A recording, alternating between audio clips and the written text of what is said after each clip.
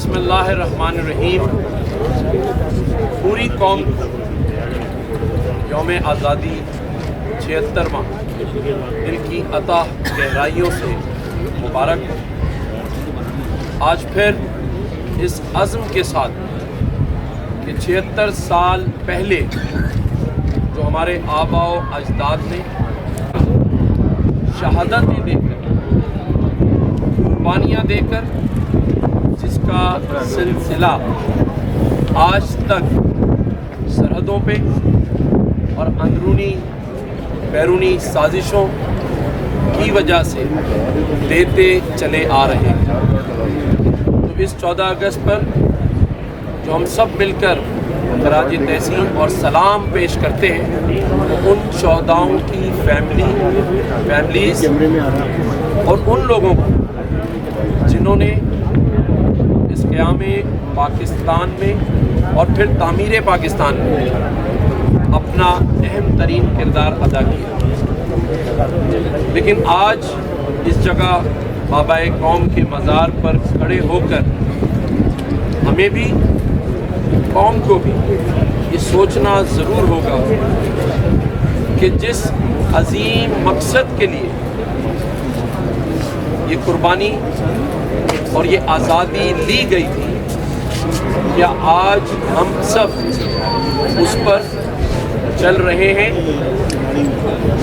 بابائے قوم کے فرمان کی جو انہوں نے قیام پاکستان کے بعد کہے عمل کر رہے ہیں یا نہیں، یہ سوال ہے. کیونکہ 76 اور پھر اس کے بعد کا سفر تو جاری و ساری ہے، لیکن آزادی کا مقصد حاصل ہوا یا نہیں. میں سمجھتا ہوں کہ اس مقصد کو حاصل کرنے کے لیے ہم سب کو قومیتوں، فرقوں اور سیاسی جماعتوں سے ہٹ کر اس آزادی اور اس پاکستان کو یاد رکھنا ہوگا. ورنہ جس قسم کے درپیش مسائل سے چاہے وہ معاشرتی ہوں یا معاشی ہوں ہم گزر رہے ہیں، بار بار دہرانا مناسب بھی نہیں لگتا کہ آج 76 سال کے بعد ہم نے اپنی قوم کو کہاں لا کے پڑا دیا. جہاں ہم فخر سے $1 اور $2 بلین کے لیے IMF کے سامنے ہاتھ پھیلائے کھڑے ہیں اور 76 سال بھی گزر چکے ہیں، لیکن اس امید کے ساتھ اور اس یقین کے ساتھ کہ جو آج اس دن ہم کھڑے ہیں، آئندہ کا سفر ہم سب مل کر ایک قوم بن کر ترقی کی جانب گامزن ہو سکے. کوئی مسئلہ ہی نہیں، سارے وسائل تو موجود ہیں اور ان وسائل کو بروئے کار لانے کے لیے پوری قوم جس میں 60 سے 65% حصہ ہمارے نوجوان بہن بھائیوں کا یوتھ کا ہے. تو پھر کیا وجہ ہے کہ ہم آگے نہیں بڑھ پا رہے؟ وجہ صرف ایک ہی ہے کہ ہم سب کچھ بن چکے ہیں. اچھا ڈاکٹر، اچھا انجینئر، اچھا سیاستدان، اچھا سرکاری افسر، اچھا صحافی، لیکن شاید اچھا پاکستانی بن. ہم جو قومیتوں میں بٹ گئے، فرقوں میں بٹ گئے، آج شاید اس وجہ سے ہمارے مسائل وہی کے وہی رہ گئے. لیکن امید کے ساتھ میں سمجھتا ہوں کہ آج جس طرف پاکستان گامزن ہوا ہے، یہ قوم کے لیے ایک اچھی نوید اور خوشخبری ہے کہ ہم آگے کی طرف بڑھنے جا رہے ہیں.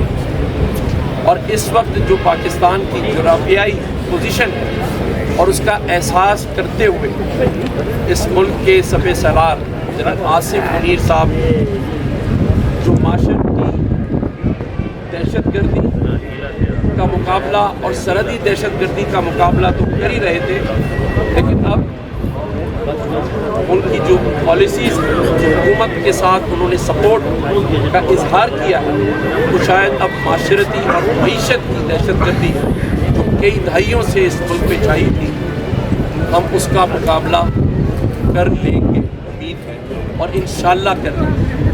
اور پاکستان तरक्की की तरफ गामजन होगा। अब नौजवानों को घबराने की ज़रूरत नहीं है।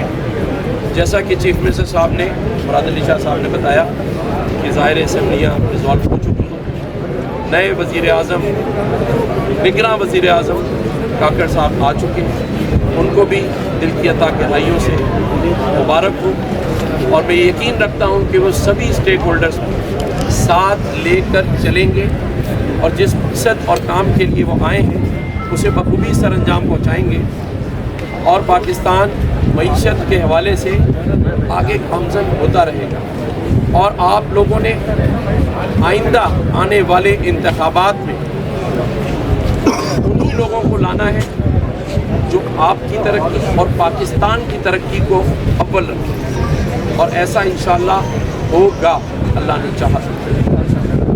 आज 14 अगस्त है, आज़म करते हैं इसी कायद के मज़ार पे अहद करते हैं अपने आप से भी और अपनी कौम से भी कि जो कुछ हमसे बन पड़ा इस कौम के लिए, इस पाकिस्तान के लिए, इसकी आवाम के लिए ज़रूर करेंगे, क्योंकि पाकिस्तान है, आप हैं और हम हैं। इसे हमें तरक्की की तरफ लेके जाना है। इसीलिए आज शाम 6 बजे मेरी कौम से अपील है, कराची, अहलियान कराची, अहलियान सिंध से, कि पड़ोसी मुल्क भारत जिसका हम बहुत चर्चा करते हैं, उन्होंने अपनी कौम को एक बड़ी तादाद जमा करके हिंदुस्तान का तराना एक साथ पढ़ा है और गिनीज बुक में अपना नाम लिखने को जाए।